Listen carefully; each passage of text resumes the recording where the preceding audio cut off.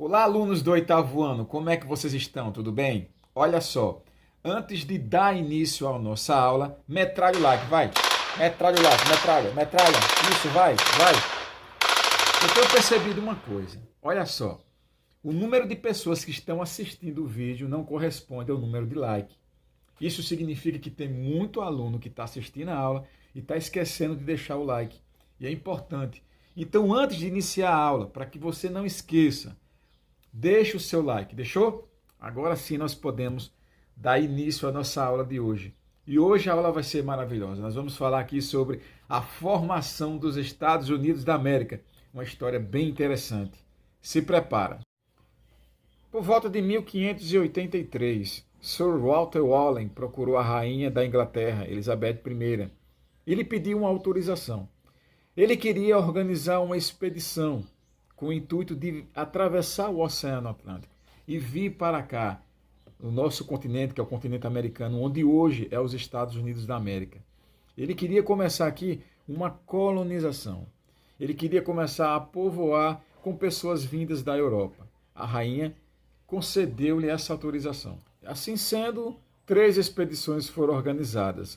Uma em 1584, outra em 1585 e a última em 1587, onde fundou-se na América o local chamado Virgínia, em homenagem à rainha Elizabeth I, que era uma rainha virgem. Em 1587, o casal Ananias e Elinor Dare, que vieram para a América, comemoraram o nascimento da sua filha. Era a primeira criança, filha de imigrantes ingleses, que nascia aqui, onde futuramente seria os Estados Unidos da América. E o nome que eles puseram na criança foi também Virgínia. E em 1590 chegou na ilha de Roanoke uma nova expedição que veio da Inglaterra para dar um reforço a estas pessoas que já estavam residindo aqui. Porém, ao chegar na ilha, eles foram surpreendidos, pois não encontraram nenhuma daquelas pessoas que teriam vindo antes. Onde estavam essas pessoas? E o líder dessa expedição percorreu toda a ilha, procurando as pessoas, não conseguia encontrar.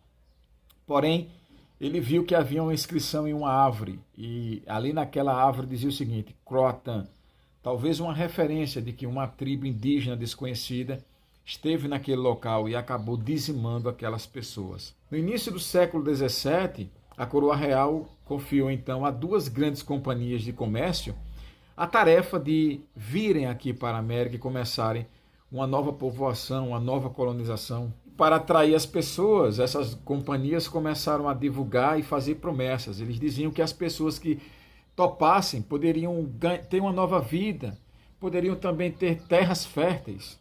E essa propaganda acabou atraindo alguns grupos religiosos, como os puritanos, os quakers, os batistas. Essas pessoas queriam liberdade de religião. Estavam sendo perseguidas ali na Inglaterra pela religião oficial, que na época era o anglicanismo. Outro grupo que foi atraído foram os camponeses que não tinham terra, viviam trabalhando para os outros. Eles viram aí a oportunidade de finalmente terem o seu próprio pedaço de chão. Porém, esses camponeses não dispunham de recursos financeiros para poder pagar a sua passagem.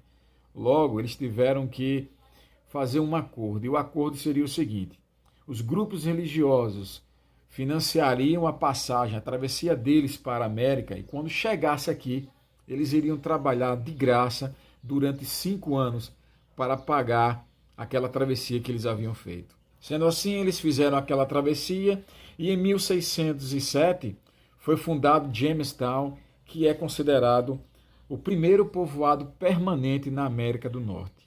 E apesar dos imigrantes serem em sua maioria ingleses, nós também vemos aqui que pessoas de outras nações, como França, Escócia, Irlanda, Holanda, Alemanha também, vieram para cá nessa onda de imigração. E a partir do século XVIII nós já podemos vislumbrar aquilo que viria a ser as 13 colônias. Porém, essas colônias não se desenvolveram da mesma maneira. Nós podemos separar aqui elas em colônias do centro-norte e colônias do sul. E nós vamos ver aqui qual era a diferença. Nas colônias do sul, por exemplo, nós observamos que eles tinham escravos, que eles plantavam um único gênero, por exemplo, o tabaco, o algodão ou o anil.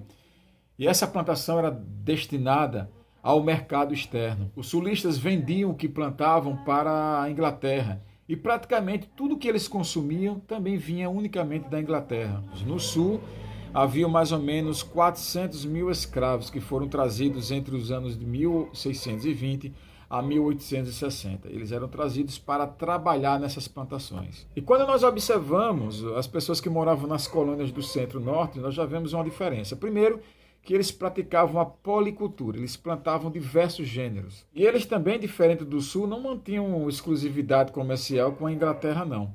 Eles tinham a produção de manufaturas, eles praticavam também aquilo que nós chamamos de comércio triangular. Agora preste atenção como é que funcionava esse comércio triangular. Em primeiro lugar, eles usavam navios próprios. Os colonos do norte conseguiam melaço nas Antilhas. E aí transformavam esse melaço em rum. No segundo passo, eles trocavam o rum, armas e tecidos por pessoas escravizadas na costa ocidental da África. Em terceiro, eles levavam os escravizados para serem vendidos nas fazendas das Antilhas. E chegando lá, voltavam com mais melaço de cana para transformar em rum, e esse processo se repetia gradativamente. E é justamente por isso que é chamado de comércio triangular, porque quando você observa no mapa, esse movimento que eles faziam tinha a forma de triângulo. Enquanto o Centro-Norte se desenvolvia com grande independência financeira, o Sul se mantinha estritamente ligado e completamente dependente da Inglaterra. Essas 13 colônias elas eram autônomas, eram independentes entre si. Cada colônia tinha sua assembleia, que era encarregada de elaborar leis, votar orçamento e administrar o recolhimento dos impostos. Assim, desde cedo, os colonos americanos desenvolveram hábitos e sentimentos de autonomia em relação à metrópole inglesa, exceto em relação às colônias do Sul. E ao observar que a América se desenvolvia, é claro que a Inglaterra começou a apertar o cerco, começou a fazer cobranças, mas isso é um assunto para a aula da próxima semana. Beijo no seu coração, comente o que você achou dessa aula e se inscreve no canal.